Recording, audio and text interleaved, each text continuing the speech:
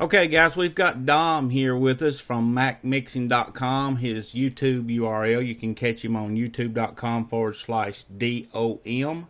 I'm going to let him tell you a little bit about how he became successful on YouTube and maybe share some of his tips and secrets with all of us today. So, Dom, take it away.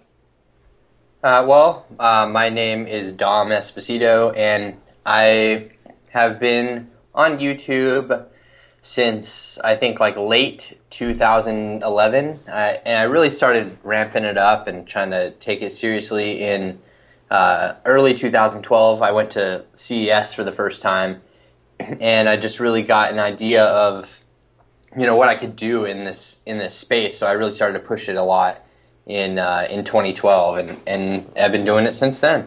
Yeah, I know. I think me and you started pretty much along the same time frame. I was just wanting to try to get some of that knowledge maybe that you could share with some of the newer comers, that might be coming in just starting out, or even if they have older channels, just anything that you think would help progress the channel in a positive way.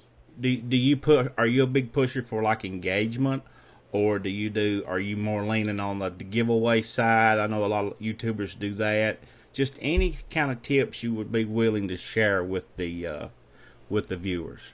Well, here's the thing that I always find useful is that, and I know this is like a very vague statement, but you want to try to make stuff that people want to share. Regardless of what category you're doing it in. I mean, it works better in some than others, of course, because if you have like a cute, cuddly cat playing with a yarn ball video, people are going to want to share the crap out of that. They're just going to want to share it with all their friends, and it's going to go over really well on Facebook and things like that. But you want to make shareable content. You don't want to make anything vulgar or anything like that. Certainly that doesn't prevent success, but just sticking to those kind of general guidelines. I mean, for me, I don't put anything on the internet that I wouldn't feel comfortable with my daughter seeing. And that's just kind of my rule of thumb for content. Keep it family friendly, because I'm a family guy, and that's what I would want my daughter to watch. Exactly. So that's how I keep it. And the one thing that I do, or I guess one thing that I have learned to leverage quite a bit, is just better SEO strategies. You can't expect to put any kind of title you want and anything in the description and just blah, blah, blah for tags. Yeah. You can't expect to generate a lot of traffic from search results off of that. And believe it or not, search results, aside from people sharing your content, is one of the only other ways that you're going to get new fans. So unless somebody shares your content with their friend and then their friend starts, subscribing to your channel, people searching on YouTube and on Google is the only other way that you're going to be discovered, really. And right. So that's a huge part of the equation. Right. Would you recommend that they start a separate social network, or just use the one they have to leverage some of the friends they already have on board, or how do you feel about that sort of thing? Well, I mean, I definitely wouldn't try to run two social accounts, but for me it's kind of different because I don't really use Facebook anyway. I use a Facebook page for the stuff that I do on the channel, and I have a Twitter account, Instagram, Google+, but it's too hard to tend to multiple accounts. So if you can, I would try to keep it as easy as possible for yourself, because you're going to end up neglecting one or the other. Yeah. At the end of the day, it's just only natural that you're gonna pull towards one social network over the other, and either your personal profile or one you have set up for your channel. I would try to keep it simple and just go do one at a time. I mean, why build 5 followings when you can build one big one that consists of all 5? You know what I mean? Like right. You want more the better. Yeah. And you're spreading yourself thin if you're doing multiple accounts like that. Well, let me ask you this. So this is something I'm going to sort of throw at you. We didn't talk about this beforehand, but the big YouTuber, I'm not even sure how you say the name, PewDiePie. I know he has turned his comments completely off. and gone with another route to try to interact with his viewers. And I think that may have given the impression to a lot of YouTubers that comments really aren't all that important. And I sort of feel the total opposite of that. I think engagement is a big thing. When you first start building that platform, you have to interact with as many viewers as you can personally, because that's how I feel anyway. How do you feel about that?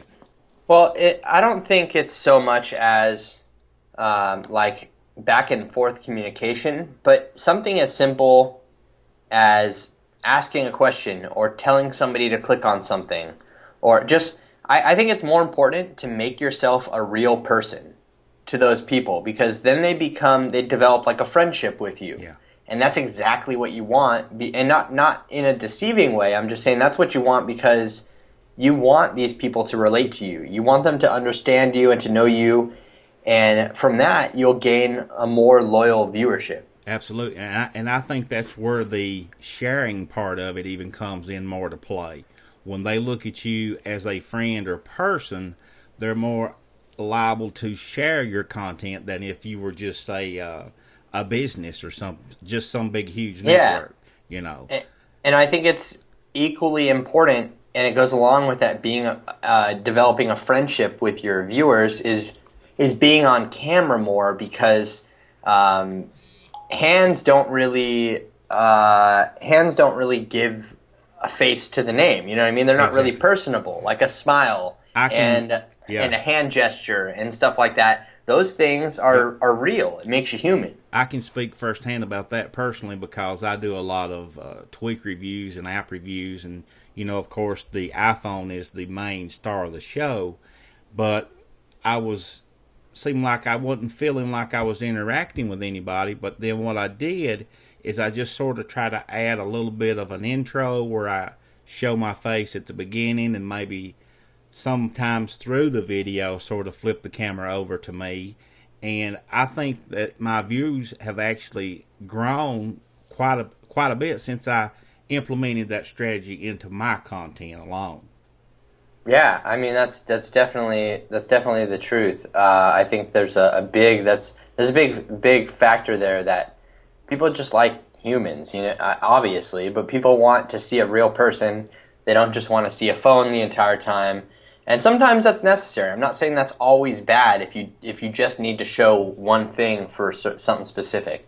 But overall, I would say the majority of your videos try to make it more personable. And I've been starting to implement that a lot more recently too, and I've definitely seen a big change as well. Well, we're not going to keep you a whole lot longer, but I got one more question I want to try to get in here. If you had to pick one thing, just one, that you felt like that led to your success, and how many subscribers do you have to date? 168 about. 168,000 subscribers. Yeah. I think anybody can agree that is a huge channel. What would you think gave you that leg up to get to those 168,000 subscribers? Well, I mean, it could be I implemented a bunch of stuff at once, and I would say I have to say that I'm trying to pin you down here is what I'm trying to do. I know content is going to be a huge factor. If it's not worth watching, of course, people aren't going to watch it. I'm just thinking along of things that people could do that where they may see a result in increasing subscribers. Just maybe by doing one thing. I know some things I have implemented. For example, I do that intro. Now I have started adding in slates, and I've seen a big increase with that. Also, annotations have been helping me. Just anything like that. What would you suggest would be one thing that they definitely don't want to forget with every video?